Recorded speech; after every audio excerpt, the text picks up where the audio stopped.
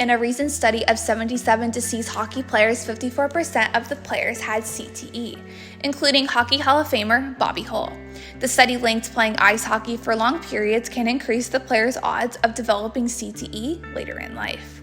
One concussion can cause a lifetime of problems. Concussions are brain injuries where the brain is rattled in the skull. They can occur in many different instances, such as a hit to the head, a fall, or even a contact hit that wasn't to the head. All of these can happen in hockey. Repeated concussions can lead to chronic traumatic encephalopathy, also known as CTE, which is more complex than concussions. The difference between concussions and CTE is that concussions happen when the brain moves rapidly within the skull, and CTE is caused when a tissue called the towel misfolds, causing the tissue to slowly kill brain cells. CTE does not exist in hockey only. It has been observed in the brains of soldiers, boxers, and football players, among others. One of the main struggles with CTE is that the condition has similar symptoms to Alzheimer's disease and dementia, and the disease can only be diagnosed after death. This makes it hard to track. When someone gets a concussion, their brain moves rapidly in their skull, and the movement can alter the shape of the brain, which could result in damaged brain cells. According to the Concussion Foundation, such cellular damages can lead to chemical and metabolic changes within the brain, making it more difficult for cells to function and communicate.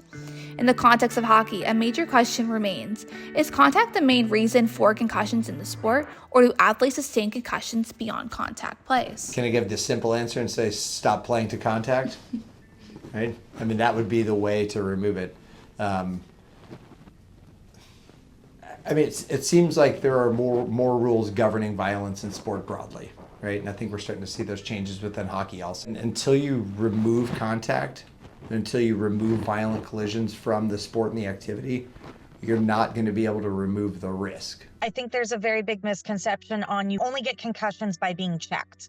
My son never gets checked. Nobody considers the fact that he's getting pucks chucked at his head. If there's a breakaway and the kid ends up misstepping, he could easily crash into him and he can go flying backwards and his head could hit the post. There's all kinds of things that could happen. Nobody thinks of that because they only associate concussions with being checked in hockey. I think of the situation where, Wayne Simmons and I collided and he hit my chin. I was looking one way, he was looking the other way, and just kind of both ran into each other, and I don't know if there's anything we can really do about that. I don't even think it's necessarily a penalty on him. Like, he wasn't intentionally trying to do it either. So at the same time, I think there are little things, obviously being protective of how you're hitting, where you're hitting. I think they're doing a good job as far as like trying to take out blindside hits and any contact to the head, through hits are being penalized more than what they used to be. I think there's definitely a swing that way, but at the same time, I think there are instances where there's not a whole lot that you can do in those situations.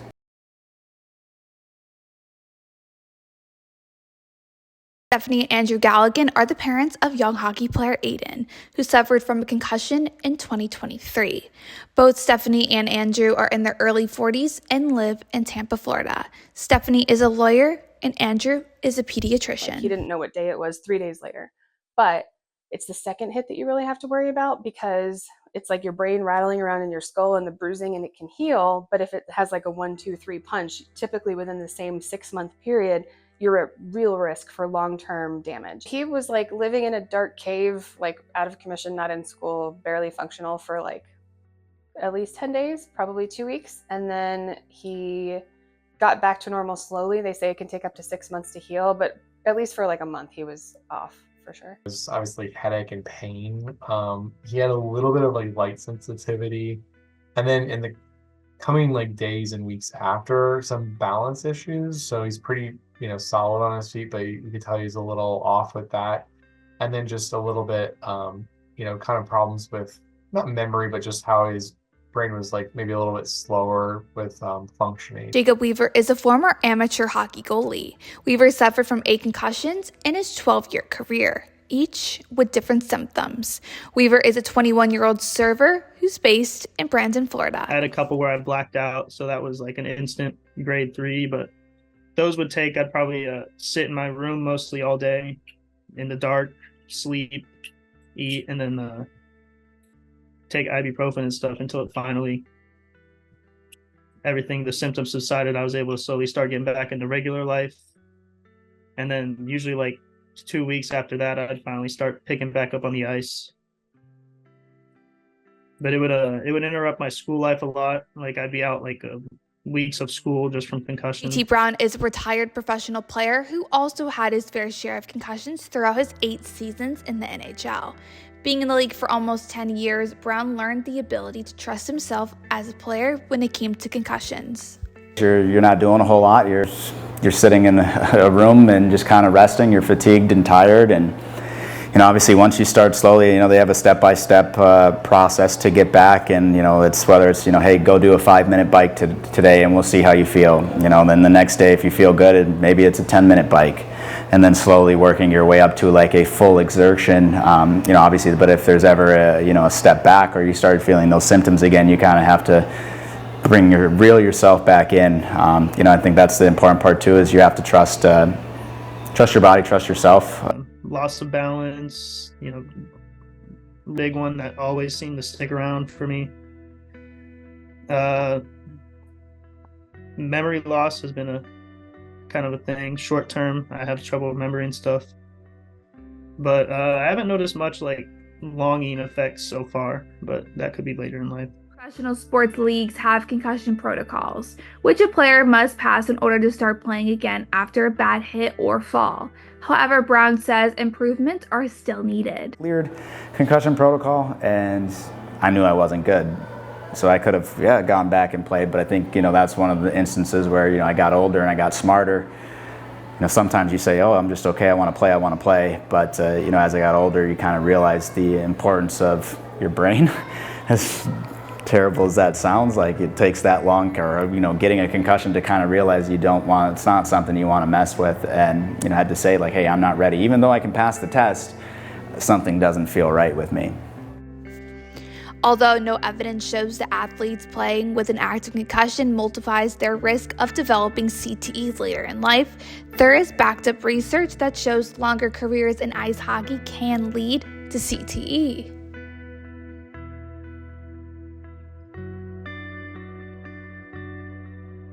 Dr. Robert Cantu is the current neurosurgeon at the Concussion Center at Emerson Hospital in Massachusetts.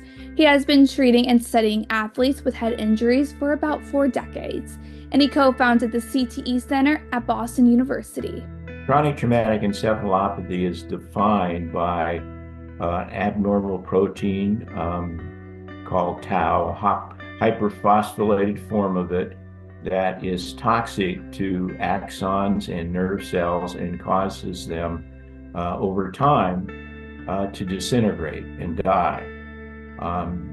So once CTE starts occurring, meaning this hyperphosphorylated tau starts forming within the brain, in most people's brains, we think it's progressive and continues, and over time gets worse, and over time can cause death. Though CTE cannot be officially diagnosed until after death, a person's behavior can be informative, as Sarah Kribis, a clinical assistant professor at the University of Florida Department of Orthopedic Surgery and Sports Medicine, explains. The most common symptoms are definitely the behavioral changes. The first kind of initial symptoms are similar to concussion, where you can get kind of difficulty concentrating or some kind of mood kind of destabilizing, where they're more anxious or feeling a little bit more depressed. Concussions can be inevitable in life. They can happen in car accidents or falls, but playing a physical sport like hockey multiplies the risk of having one. The BU CTE Center discovered that they found CTE in 40% of the athletes who died before the age of 30.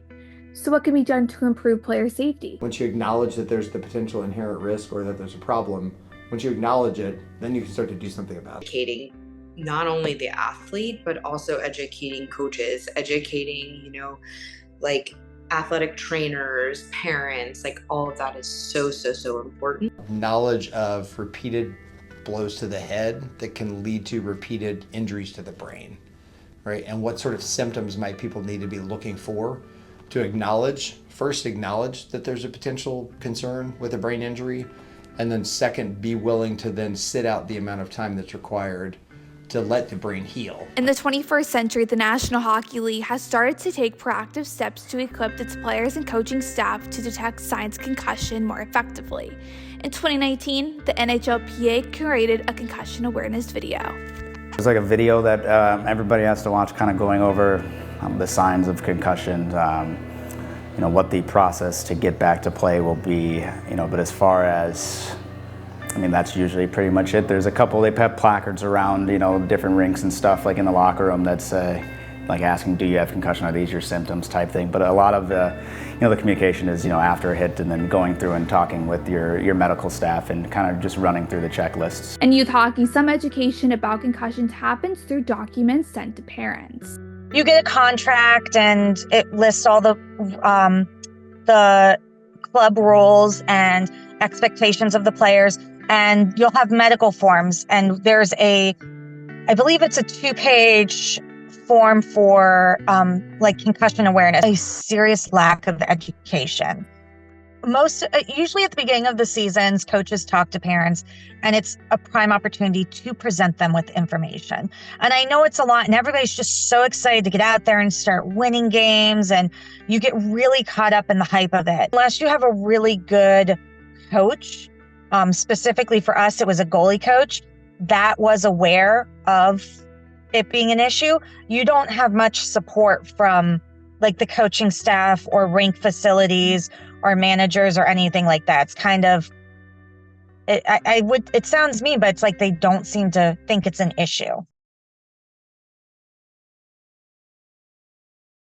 Whenever they're amateur or professional, hockey leagues need to do more to monitor concussions and CTE. For each season, so they have a baseline. So if something happens, if a protocol happens, then they get tested against that baseline protocol. You do a baseline every year, the walking, so they do an immediate baseline. There's also a computer baseline test that kind of shows how far you are off from your baseline in the previous, and they do a lot of, whether it's a lot of memorization things, reading, reacting, clicking. I think one of the ones that's actually kind of difficult, the color, there'll be a word, so let's say red, and then if it's red, the actual color red, then you can click that one, but it might say red, but it's in the color green. So like they're trying to trick your brain into different situations. So you have to find the pattern, which word as soon as you do it, and click the right button. So it kind of tests a lot of your cognitive skills, but it does it with a computer, so it does reaction time. Widespread baseline test used in hockey leagues is not the only one that exists.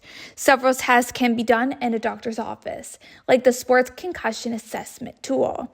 The SCAT, as it's often called, is a standardized test to evaluate concussions, which includes a neck evaluation and a balance assessment, among other elements. There's something called the SCAT, so we run patients through the SCAT. There's also something called the VOMS, which is a vestibular ocular motor testing. There's something called the BESS, which is a balance assessment. So we do all of those at kind of their initial visit with us, and then we'll repeat them throughout, and we repeat it again when they are asymptomatic to see. And a lot of the high schools that we cover, and even the colleges that we cover, will already have baseline testing that they take at the beginning of the season before any head injuries have occurred. So then we at least have a baseline to say, okay, now that I'm seeing you your first visit after concussion, you were initially in August, had like a perfect score, and now you have 5 points off for this thing or that thing. So we have something to compare it to. Surprisingly, considering its status as the premier professional hockey league in the world, the NHL has some of the most thorough concussion education among North American hockey leagues. Beyond the concussion videos JT Brown mentioned, the league distributes educational brochures, hangs concussion posters, and hosts educational meetings. The baseline tests are also thorough, including a SCAT app, impact, and paper pencil testing. However, more still needs to be done. The National Hockey League has done a good job. What I don't think it's done a good job at all is acknowledging that CTE exists from repetitive head trauma, and that the way to minimize it is minimize the number of hits to the head and the severity of hits to the head. And I realize that unfortunately this is caught up with a legal system. There's liability involved and all of those issues. And so even if somebody fully understood something behind their own library's door, they don't want to admit it necessarily out in public. Yet speaking out is a necessary step to changing things. I think anytime anytime you have more people, whether it's speaking out about it, donating, pledging to donate their brain, obviously getting more scientific evidence on it, I think you're definitely going to have a bigger platform to speak on, and more people are going to be aware of it. I think there's definitely challenges still, in educating people on CTE. Dr. Cantu explained that monitoring how many hits hockey players take in a game would be helpful. It can be done thanks to a device called an accelerometer. I do think the monitoring device of an accelerometer just alone is useful, not in determining concussion, but in determining the number of hits and the severity of hits that somebody's had. And if somebody is being shown to have an unusual number of hits, they probably should be studied to see if there's something in the way they're playing the sports that putting themselves at increased risk. Research on concussions and CTE has been growing, but a lot remains to be done in great part because people cannot be used for this research. Instead, brains need to be donated after death. At the end of 2024, the Boston University Brain Bank had over 1,600 brain donations.